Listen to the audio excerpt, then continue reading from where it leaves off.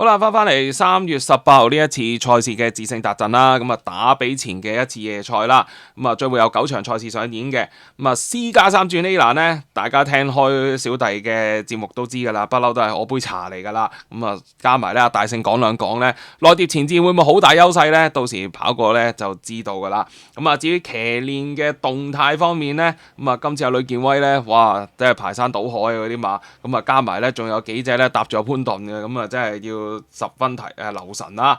咁啊至於推介方面呢，咁我都揀咗潘頓呂健威其中一隻馬嘅，即係呢個騎練合作。咁我就揀咗5場5號嘅彩虹七色啦。我諗係全晚入邊幾硬淨嘅馬嚟㗎啦。咁啊405嗰場就冇發揮過，上一次呢終於都現翻個真身啦。當時都唔係話曳㗎個段速啊，頭兩段45秒7㗎。咁啊即係末段先個步速逐步收慢啦。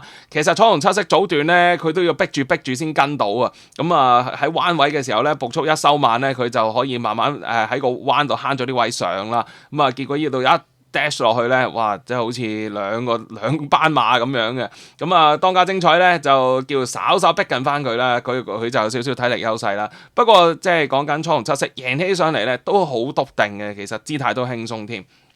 咁啊兌現翻個以往田草嗰啲即係好追勢嘅能力啦嚇，過到嚟跑馬地呢，確實係唔錯嘅。咁啊，今次隔翻3個禮拜，咁啊跳翻4課啦嚇，埋尾啊潘頓過檔，我覺得隻馬咧即係叫做走得唔係個時間好快之下咧，咁啊輕鬆啊，咁亦都個馬身做得仲係好壯啊 ，keep 到啊呢啲後生馬咧啊，即係保持有餘，亦都體重方面咧升咗7磅咧，對於呢隻馬喺今場嘅賽事入邊咧，個單講個狀態咧都係好有幫助嘅。執埋個3檔啲對手咧，我覺得仲差過上次，咁佢只要即係擺翻喺上次相約嘅位置。又係咧，最後400米逐步加速，咁啊揾個靚位擠出嚟咧，咁啊可能食埋啲跑道偏差咧，應該就坐下望冠嘅。咁啊睇下呢一隻5場5號嘅彩虹七色咧，可唔可以咧孭多7磅之下咧，保持到上次嘅表現啦，之餘咧，就可以再俾多啲進步大家睇下啦。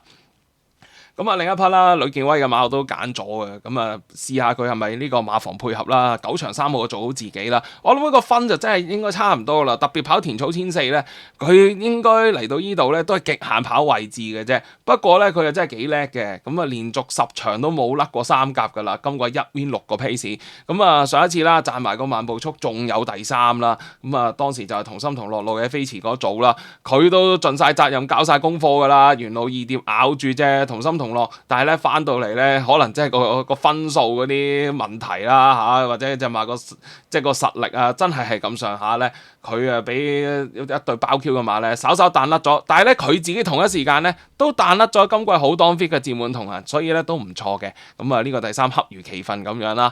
咁啊今次賽前俾佢唞翻1個月啦嚇，2月尾先開始真係做翻啦。咁啊之後咧再落課草地沙佢咧，隻馬都幾醒神㗎。落到嚟香港再開一課24秒22快時間咧，哇！立到個身好實淨㗎啦，少少肥肉都冇嘅。咁啊即係狀態已經去到幾巔峰咯，都要搏一搏佢嗰個狀態可唔可以捱得到嚟呢一場㗎？少少跌咗磅啦，但係好彩都季初入 Q 嘅呢個副榜嗰個範圍。咁啊加埋個4檔咧，早段會有嗰啲建測群英啊、翠兒威威啊可以幫佢開下個步速。咁勁沙塵過到嚟都1 win 1 Q 啦，咁做好自己。雖然就田草1004個分數盡準地，但係搬到過嚟咧，我都覺得都夠用嘅。咁啊睇下同個跑法咧，可唔可以配合埋跑馬地本身嗰個跑道嗰個特色啦？即係跟得前，佢又係跟得鬥得嗰類馬嚟噶嘛。咁啊，而且咧同父係嗰啲運來寶寶啊，好好學習啊，觀自在啊，都識跑谷草噶嘛。咁啊，所以咧即係今次即